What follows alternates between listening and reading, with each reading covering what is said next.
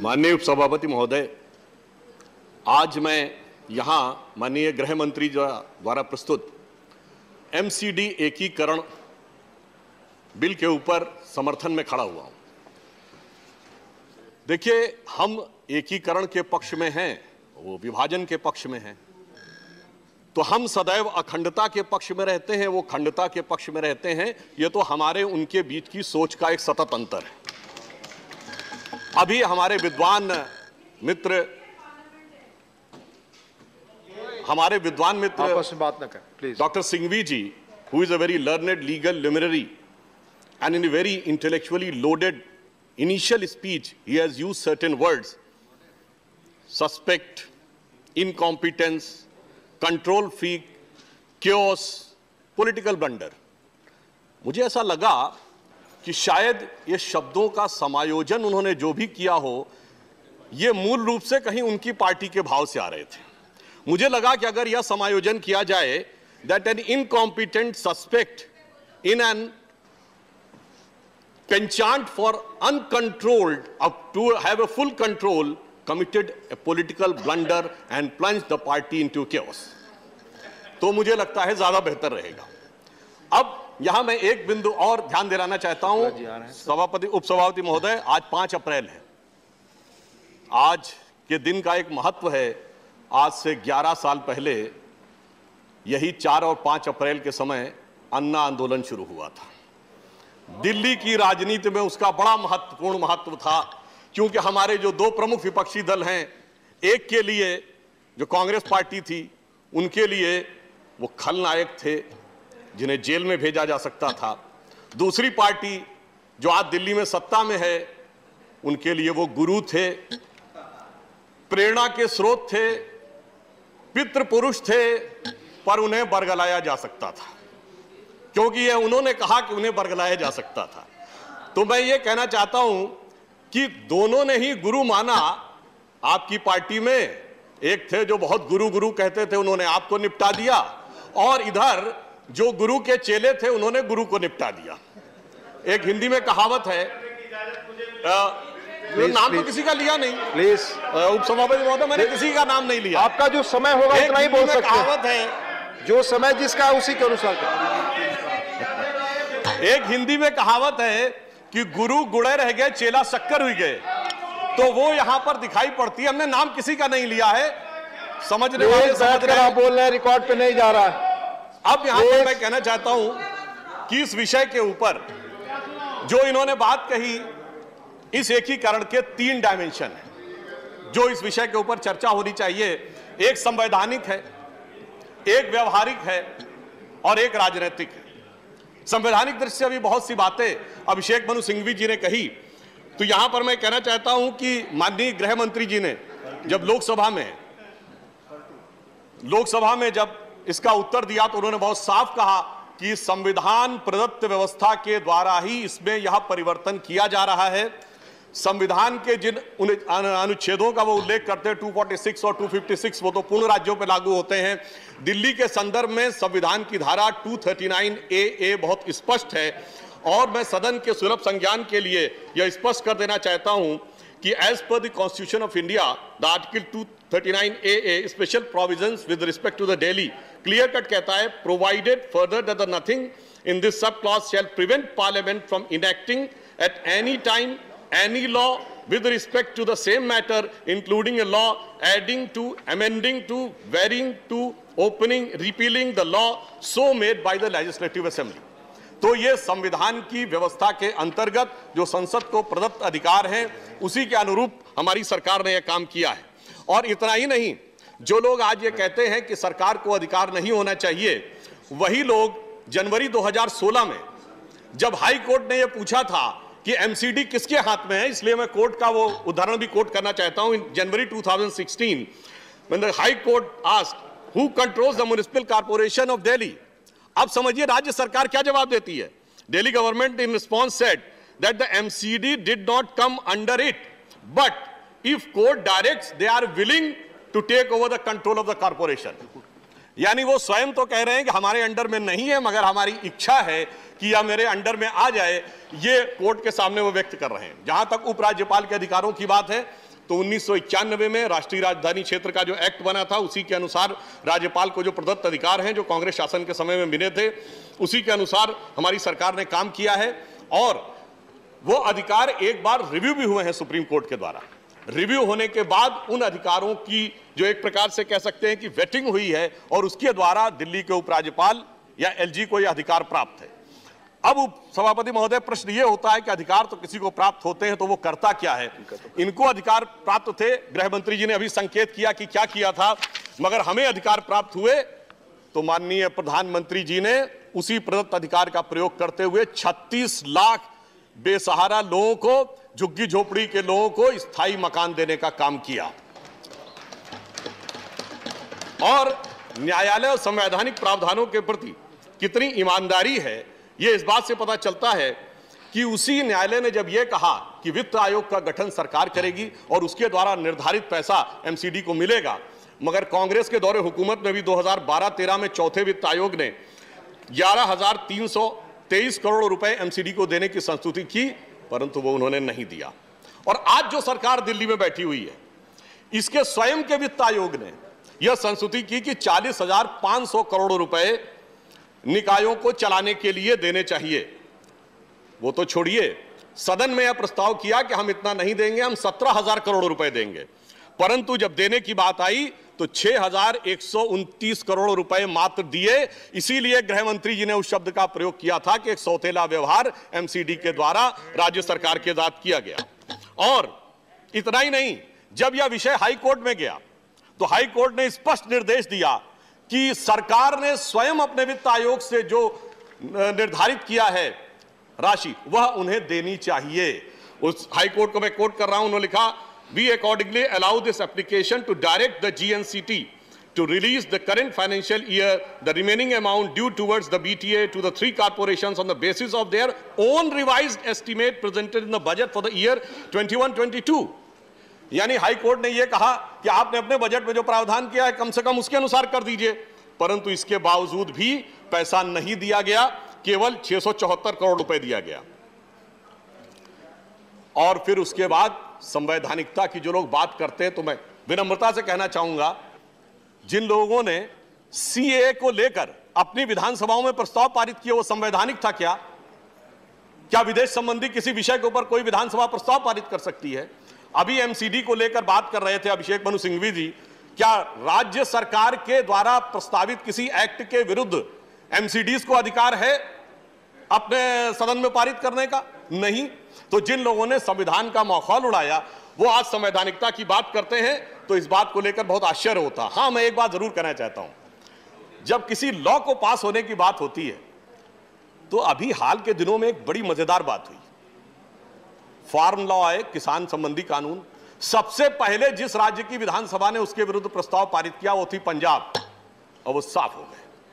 और गलती से ही सही, जिस विधानसभा ने सबसे पहले उसके समर्थन में पारित कर दिया था, आम आदमी पार्टी की दिल्ली की सरकार, वो पंजाब में छा गए। तो अब आप सोचिए कि कई बार आप सोचते हैं कि आपने जो लॉ पारित किया है वो क्या किया है, वो सही या गलत। चुनाव का विषय भी इन्होंने इससे जोड़ने का प्रयास किया। तो मैं कहना चाहता हूं कि जो आम आदमी पार्टी की सरकार है, मुझे ऐसा लगता है चुनावों में उन्होंने एक अप्रतिम काम किया है। शायद चुनाव आयोग ने जो उनको चुनाव चिन्ह दिया है वो बड़ा उपयुक्त दिया है। या तो वो झाड़ू फेर देते हैं या झाड़ू फिरवा लेते हैं, बीच की कोई स्थिति नहीं रहती है। जैसे पंजाब में उन्होंने झाड़ू फेर दिया, मगर गोवा में 39 में 35 सीटों पर जमानत जब्त हो गई, उत्तराखंड में 70 में 68 सीटों पर जमानत जब्त हो गई। दोनों जगह उनके मुख्यमंत्री कैंडिडेट की भी जमानत जब्त हो गई। और उत्तर प्रदेश में तो जितनी सीटों पे लड़े सब पे जमानत ही नहीं जब्त हुई। उपसभापति महोदय, 0.35% वोट मिला, जो नोटा से भी कम था। तो मुझे यह लगता है अरे भाई, चुनाव का विषय बिल के संदर्भ में इनकी पार्टी के द्वारा लाया गया। प्लीज संजय जी, माननीय संजय जी, प्लीज। देखिए, बिल्कुल हम बता रहे हैं, ऐसा लगता है कि इनके चुनाव का विषय इनकी पार्टी की तरफ से लाया गया है कि आप चुनाव को टाल रहे हैं। चुनाव शब्द इनकी पार्टी के द्वारा लाया गया, हमारे द्वारा नहीं लाया गया। इसलिए मैं चुनाव शब्द पे जवाब दे रहा हूं, क्योंकि हकीकत क्या है कि लगता है उत्तर प्रदेश में सपा बसपा पर तो बुलडोजर चला, इन पे तो वैक्यूम क्लीनर चल गया, एकदम पता नहीं कहां कहां पे जो रह गए थे वो भी निकल के बाहर आ गया।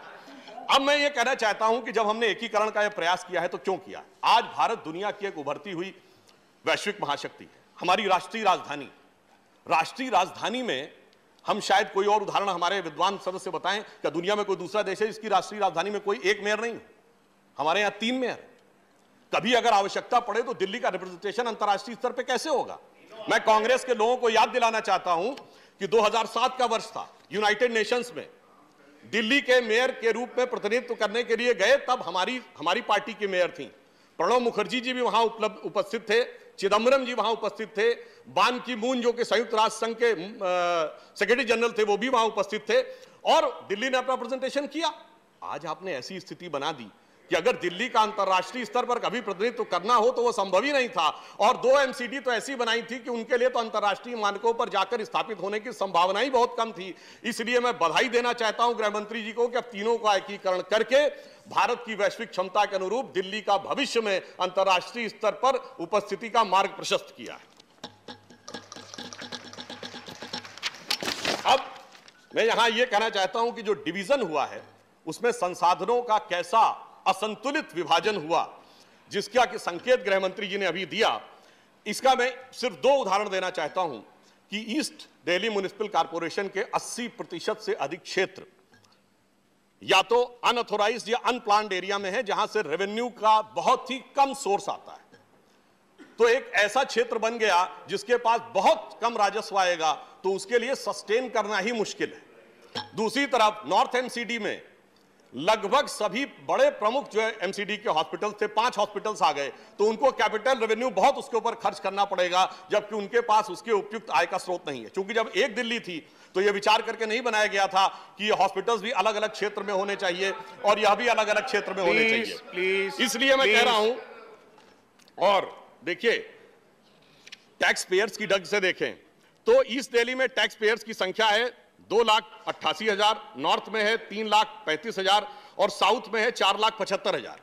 अब ये तो संख्या है, पर गुणवत्ता के आधार पे देखेंगे, संख्या के आधार पे देखेंगे, राशि के आधार पे देखेंगे तो उसमें साउथ दिल्ली की स्थिति बहुत बेहतर नजर आती है। इसलिए संसाधनों का एक बहुत असंतुलित डिस्ट्रीब्यूशन हुआ, जिसकी वजह से यह समस्या और बढ़ती चली गई। और उसमें फिर जब राज्य सरकार के द्वारा न्याय नहीं किया गया तो यह भी आप देखिए, दिल्ली का 1 साल का बजट 75,800 करोड़, एमसीडी के लिए संस्तुति 40,500 करोड़ और आवंटन 6,129 करोड़। बस यह संख्या अपने आप में पर्याप्त है बताने के लिए कि एमसीडी के लिए किस प्रकार का न्याय किया गया और क्यों एमसीडी के एकीकरण की आज आवश्यकता थी। मैं इसलिए तुलना करना चाहता हूं, यदि दिल्ली की एमसीडी की तुलना हो सकती है तो बीएमसी से हो सकती है, बृहन मुंबई म्युनिसिपल कॉर्पोरेशन, जिसका कि बजट 46,000 करोड़ रुपए का है। इसीलिए उसके अनुपात में 40,500 करोड़ रुपए का बजट युक्तिसंगत लगता है। परंतु 6,000 जब दिया जाएगा तो आप सोचिए कि कितनी मुश्किल होती है। परंतु उसके बाद भी मैं बधाई देना चाहता हूं कि एमसीडी ने इस विपरीत परिस्थितियों में भी 2020 में जहां 7.2 लाख बच्चे एनरोल्ड थे तो 22 में 8.70 लाख हुए और 47 नए विद्यालय भी खुले। दूसरी तरफ जो दिल्ली की राज्य सरकार है, स्वयं उसने जो दिल्ली विश्वविद्यालय के कॉलेजेस उनके साथ संबंध है, उसमें करीब 12 कॉलेज हैं, उसके लिए उन्होंने लिख के भेजा कि हमारे पास संसाधन आर्थिक कम पड़ रहे हैं, हमारे लिए यहां पर सैलरी देना संभव नहीं है, जो दिल्ली विश्वविद्यालय के कॉलेज थे। और स्वयं इतना कम इन्होंने संसाधन दिए, इसके बावजूद एमसीडी ने बहुत अच्छे ढंग से उन विद्यालयों का संचालन किया, इसके लिए वो बधाई के पात्र हैं। फिर चाहे दिल्ली के सौंदर्यीकरण का सारा भार एमसीडी के ऊपर हो, 15,000 पार्क हो, 3,700 पार्कों में झूले, 5,82,000 एलईडी लाइट्स लगाई गई, सारा सौंदर्यीकरण हुआ। कोविड के दौरान छतरपुर में एक बड़ा हॉस्पिटल भी बना जिसका उद्घाटन गृह मंत्री जी ने किया था। छोटी छोटी बातों का भी ध्यान रखा गया, जैसे मार्केट में महिलाओं के लिए पिंक टॉयलेट इत्यादि बनाने का भी काम उस समय सरकार के द्वारा किया गया। भले ही दूसरी तरफ किस प्रकार की व्यवस्था थी अलग बात है। दिल्ली जल बोर्ड जो पहले 10 साल पहले प्रॉफिट में था, आज हजारों करोड़ रुपए के, लगभग 57,000 करोड़ रुपए के घाटे में है, वो अपने आप में एक अलग विषय था। तीसरी बात यह थी कि एक ही प्रकार की चीज के लिए एडमिनिस्ट्रेटिव पैराफर्नेलिया बहुत ज्यादा होने की स्थिति उत्पन्न हो गई। 22 विभाग थे, 66 हो गए, 3 मेयर हो गए, 3 कमिश्नर हो गए, 3 विभाग, 3 गाड़ियां और अनेक प्रकार का जो सरकारी पैराफर्नेलिया होता है वो बढ़ता चला गया, जिसके कारण दिल्ली की जनता पर 150 करोड़ रुपए का अतिरिक्त अधिभार बन रहा था, जिसको सरकार ने समाप्त करने का काम किया। एकीकरण होने से काम भी बेहतर होगा। और काम का उदाहरण देते हैं, अगर डीसीपी के 12 जोन्स हैं और वो यथावत काम कर रहे थे, तो यदि पुलिस के जोन उसी हिसाब से काम कर रहे थे तो प्रशासनिक जोन भी उसी ढंग से काम कर सकते थे, तो दिल्ली की जनता से ये 150 करोड़ रुपए प्रति वर्ष का अधिभार की आवश्यकता नहीं रहेगी। यहां पर मैं ये भी कोट करना चाहूंगा कि दिल्ली सरकार ने 2006 में म्युनिसिपल कॉर्पोरेशन के रिफॉर्म के लिए कमेटी बनाई थी, जिसमें उन्होंने अपने एक फॉर्मर ब्यूरोक्रेट को उसका अध्यक्ष बनाया था। दिसंबर 2020 में उन्होंने लिखा that it was the biggest mistake of then government to break the municipal corporation, which has led to the situation today. He said that his committee has recommended to the then union government, yani 2006 mein, and the Delhi government that MCD of the Delhi was not easily divisible and that its division could bring the multiple problems including the geographical challenges and the inequitable distribution of the resources.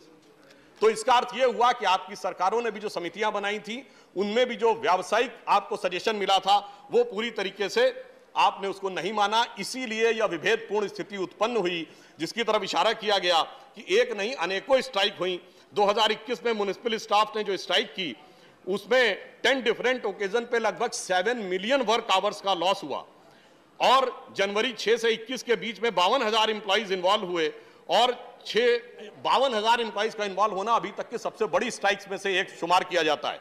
दिसंबर 2020 में Myers ने hunger strike की मुख्यमंत्री जी के office के बाहर बैठकर। अक्टूबर 2019 में 260 टीचरों ने जाकर स्कूल के सामने म्युनिसिपल कॉर्पोरेशन के सामने प्रोटेस्ट किया। 2018 में अगर आप देखें तो सैनिटेशन वर्कर्स को प्रोटेस्ट करना पड़ा। यह कहीं ना कहीं दर्शा रहा था कि किस प्रकार का भेदभावपूर्ण रवैया था और जो एमसीडी का ड्यू था वो नहीं मिल पा रहा था।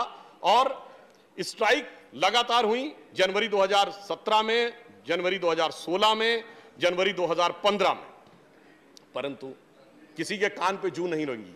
क्यों नहीं रहेंगी? क्योंकि जो पार्टियां थी वो तो, जो पार्टी दिल्ली में थी वो तो नई राजनीति की प्रतीक थी। उनका कहना था नई राजनीति है, तो वो नई राजनीति के प्रणेता थे, तो नई राजनीति पे वो कुछ सुनने को तैयार नहीं थे। और उनकी नई राजनीति की जो पूरी कथा है 11 वर्ष की, हम ये नहीं कहना चाहते, एक ही पंक्ति में अगर कह दूं तो पहले कहते थे राजनीति में नहीं आएंगे, आ गए। फिर कहते थे सारी संसद और विधानसभा के लिए बड़ा आपत्तिजनक शब्द प्रयोग करते थे, असंसदीय होने के कारण मैं प्रयोग नहीं कर रहा हूं, वहां भी आ गए, उसके सिरमौर भी बन गए। शीला दीक्षित जी के लिए अभी हमारे अभिषेक मनु सिंघवी जी तो बोल रहे थे, पर वो भूल गए कि सारे ऑटो के बाहर 2013 में बेईमान जैसा शब्द लिखा हुआ। कहते थे हमारे पास तो सैकड़ों करोड़ की, सैकड़ों पन्नों की बुक है, और जब हम लोगों ने कहा कार्रवाई करो तो कहते सबूत ला के दीजिए। ये एक नई राजनीति थी। फिर कहा ना भाजपा समर्थन लेंगे ना कांग्रेस से लेंगे, फिर लिखित में समर्थन मांगा। फिर कहते थे जन लोकपाल लाएंगे, जन लोकपाल तो छोड़िए, अपनी पार्टी में एक लोकपाल थे उनके एडमिरल साहब, उनको भी समाप्त कर दिया। फिर कहते थे सीएम आवास नहीं लेंगे, वो भी लिया, सुरक्षा नहीं लेंगे, वो भी लिया। अब वो वैगन आर कार भी नजर नहीं आती है और चार्टर्ड प्लेन की भी आवश्यकता पड़ी, कोई बात नहीं। कहते थे नो वीआईपी कल्चर। याद करिए 2015 में 26 जनवरी का दिन, जिस दिन बराक ओबामा आए थे, उस दिन बाकायदा उनकी पार्टी की तरफ से यह कहा गया कि पूर्व मुख्यमंत्री के रूप में जो वीआईपी सीट मिलनी चाहिए थी वो नहीं मिली। इसका अर्थ यह हो गया। फिर इतना ही नहीं, बिहार में जाकर राजद और अन्य दलों के साथ वो खड़े हुए जाके, प्लीज हाँ जी बिल्कुल हो रही है मान्यवर, अरे इतना नहीं, सुनिए तो प्लीज बिल्कुल आप सुनाइएगा जनाब सुधांशु जी। अरे हमारे माननीय सदस्य प्लीज नई राजनीति, अरे नई राजनीति के प्रणेता हमारे माननीय सदस्य लोग भी पार्टी में जाकर उत्तर प्रदेश में सपा से भी गठबंधन करने का प्रयास किया। उनकी जो भी आपत्ति है मान्यवर honourable member address the chair को एड्रेस करें। माननीय सुधांशु जी एड्रेस को चेयर करें, चेयर को एड्रेस करें। माननीय सभापति महोदय, ये मैं सिर्फ ये बताना चाहता हूं कि जो लोग कहते थे कि हम नई राजनीति लाएंगे, वो आकर कैसे कैसे कैसे कैसे रूप बदलते हुए कहां तक पहुंच गए। तो ये अन्यथा न ले, तो इनके लिए कहना चाहता हूं एक बिंदु कि खुदा जब हुस्न देता है नजाकत आ ही जाती है, कदम गिन गिन के रखो पर कमर बल खाई जाती है। तो ये बल खाते चले गए और ऐसा बल खाए कि इन्होंने एक नई राजनीति ये जरूर शुरू की कि पहले कहा एक दूसरे पे कि हम मानहानि का केस आरोप लगा देते थे, फिर माफी मांगते थे। हमारे नेता स्वर्गीय अरुण जेटली जी से भी माफी मांग चुके, नितिन गडकरी जी से भी माफी मांग चुके, औरों से भी किया। तो ये एक नई राजनीति जरूर है, ये मैं मानता हूं कि इन्होंने इस मामले में एक नई राजनीति का सूत्रपात करने में जरूर सफलता हासिल की। मगर मैं यह भी कहना चाहता हूं, जब बिल के विषय में ये बात हो रही थी तो किस प्रकार का सरकार का संवेदनशील रवैया है, मैं ईमानदारी से पूछता हूं, ये बताइए, इनके मुख्यमंत्री महोदय शायद समकालीन भारतीय राजनीति के सबसे पढ़े लिखे आईआईटी ग्रेजुएट हैं, पर वो क्या कहते वैक्सीन का फार्मूला सबको बांट दो। अरे भाई, कोई चूरन है जो सबको बांट देना चाहिए? ऐसी अव्यवहारिक बात मैं रिकॉर्ड पे कह रहा हूं, चाहे कांग्रेस पार्टी के नेता और नेत्री और चाहे आम आदमी पार्टी के नेता, इन्होंने अप्रैल 2021 में कहा बच्चों का वैक्सीन बाहर भेज दिया गया। इतनी छलपूर्ण राजनीति, उस समय तो पूरी दुनिया में बच्चों का वैक्सीन नहीं बना था और सब ऑन रिकॉर्ड कह रहे थे कि बच्चों का वैक्सीन बाहर भेज दिया गया। ये इस बात का प्रमाण है। और फिर इस ढंग की अव्यवहारिक बात कहते हैं, प्लीज इस ढंग की अव्यवहारिक बात माननीय सुधांशु जी ऑन द बिल। हाँ, इस ढंग की अव्यवहारिक बात कहते सभापति महोदय, प्लीज कोई सामान्य व्यक्ति कहे तो बात समझ में आती है। संजय जी यूट्यूब पे डाल दो, प्लीज संजय जी, अब वो कहते हैं संजय जी, पे डाल दो। सुधांशु जी, इस ढंग की जो फिल्मों को डालने की यूट्यूब पे बात कहते हैं, एक बहुत ही हल्की बात लगती है।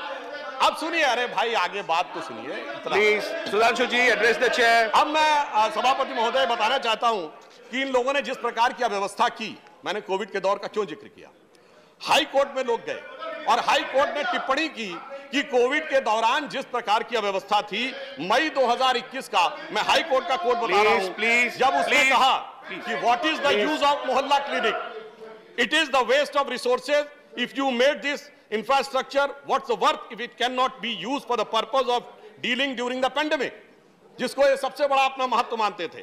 फिर हाई कोर्ट ने दूसरी भी बात कही कि what is the point of having more beds when there are no sufficient doctors।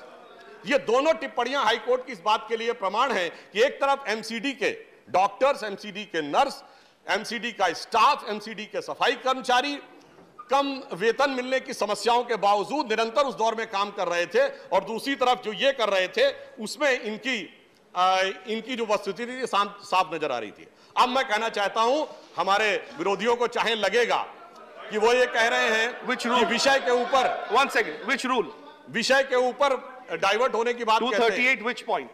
238 which one? A, B, C, D, E, which one? Sir, a member while speaking shall not refer to any matter of fact on which a judicial decision is pending, make a personal charge against a member, use offensive expression about the conduct or proceeding of the House or any state legislature, reflect or any determination of the council except on a motion for rescinding it, reflect upon the conduct of persons in high authority unless the discussion is based on a substantiated motion drawn in paper terms. So this point need to be expunged, sir.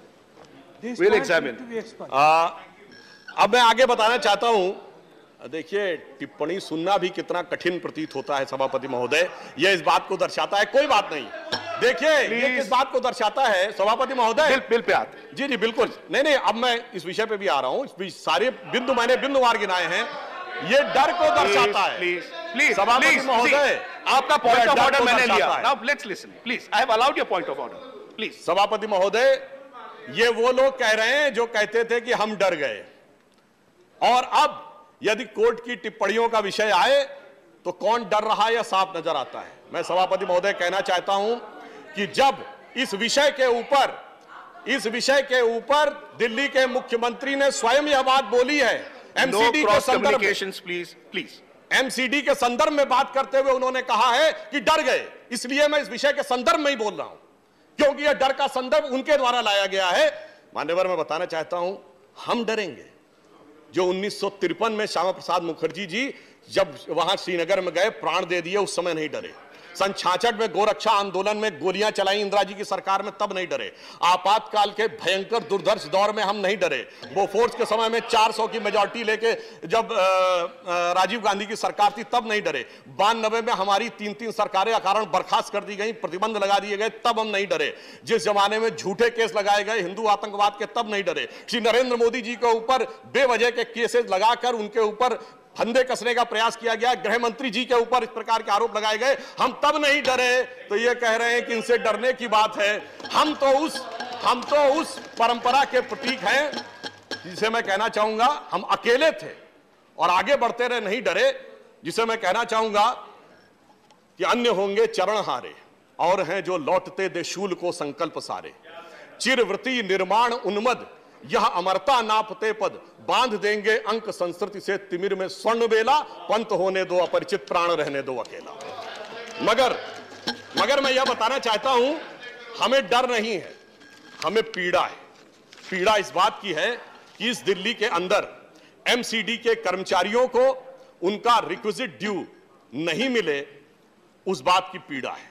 हमें पीड़ा इस बात की है कि यहां पर 20,000 कश्मीरी हिंदू रहते हैं और उनकी पीड़ा को लेकर एक खिलखिलाहट जब वहां सुनाई पड़ती है तो वो हमारे दिल में पीड़ा उत्पन्न करती है। हमारे दिल में यह पीड़ा यह होती है कि जो पार्टी सत्ता में है, एमसीडी में जिसके काउंसलर अनेक प्रकार के रिश्वत के आरोपों से भी हैं, अनेक प्रकार के आरोप लगे हैं।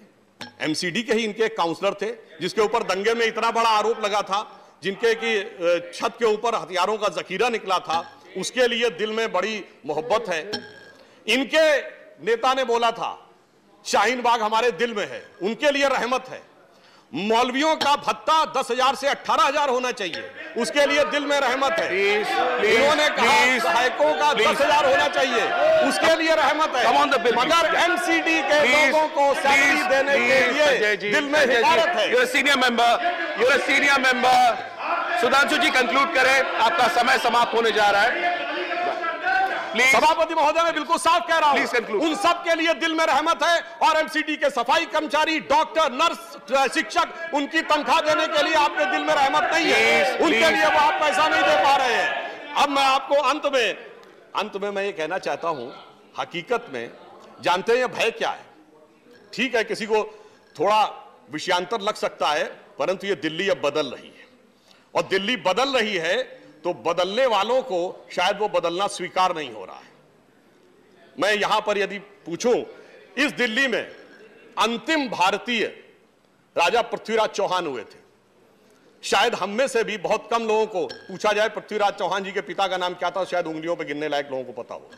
वैसे जो बिल प्रोड्यूस किया है तो माननीय गृह मंत्री जी को तो इसकी अच्छी जानकारी मुझे व्यक्तिगत चर्चा से भी पता है। मगर इसी दिल्ली में बैठकर हम में से किसी से पूछा जाए, चाहे वो दक्षिण भारत का क्यों ना हो, कि औरंगजेब के पिता का क्या नाम था, तो पूरी की पूरी वंशावली पता होती। दिल्ली की यह सोच अब बदल रही है। मेहरौली का जहां पर स्तंभ हमारा खड़ा हुआ है, बगल में कुतुब मीनार है, हमारी मेट्रोलॉजिकल एक्सीलेंस का प्रतीक दिल्ली में खड़ा है। उसको प्रतीक न मानकर किसी ऐसी चीज का प्रतीक जिसके बारे में जहां से कहा जाता आए थे पता नहीं, वहां तो कोई खंभा भी बना था कि नहीं कभी ये पता नहीं है, परंतु उसको प्रतीक मानते हैं। यह भय है कि अब दिल्ली अपने वास्तविक स्वरूप में उभर कर सामने ना आने पाए। दिल्ली भारत का केंद्र है और भारत की चेतना का वह स्वरूप उभर कर ना सामने आने पाए, वह भय है। इस भय के लिए मैं अंत में सिर्फ अटल जी की उस पंक्ति के साथ समाप्त करता हूं जिसमें दिल्ली का उल्लेख, अटल जी की बड़ी प्रसिद्ध कविता थी, हिंदू तनमन हिंदू जीवन रग रग हिंदू मेरा परिचय। मैं बता रहा हूं, आपका भय उसमें सामने आ जाएगा। उस पंक्ति उनकी मैं 4 पंक्तियां कहकर अपना विषय समाप्त करता हूं। मैं तेज पुंज तमलीन जगत में फैलाया मैंने प्रकाश, जगती का करके सर्वनाश कब चाहा कर लूं निज विकास। शरणागत की रक्षा की है मैंने अपना जीवन देकर। आपने शरणागतों के खिलाफ प्रस्ताव पारित किया था सीए में। शरणागत की रक्षा की है मैंने अपना जीवन देकर, विश्वास नहीं यदि आता तो यह साक्षी है इतिहास अमर। यदि आज देहली के खंडहर सदियों की निद्रा से जगकर गुंजार उठे ऊंचे स्वर में, हिंदू की जय तो क्या विस्मय। हिंदू तनमन हिंदू जीवन रग रग हिंदू मेरा परिचय। बस ये इनका असली भय है, परंतु वह भय इनका रहने दीजिए, हम विकास के पथ पर आगे बढ़ते रहें।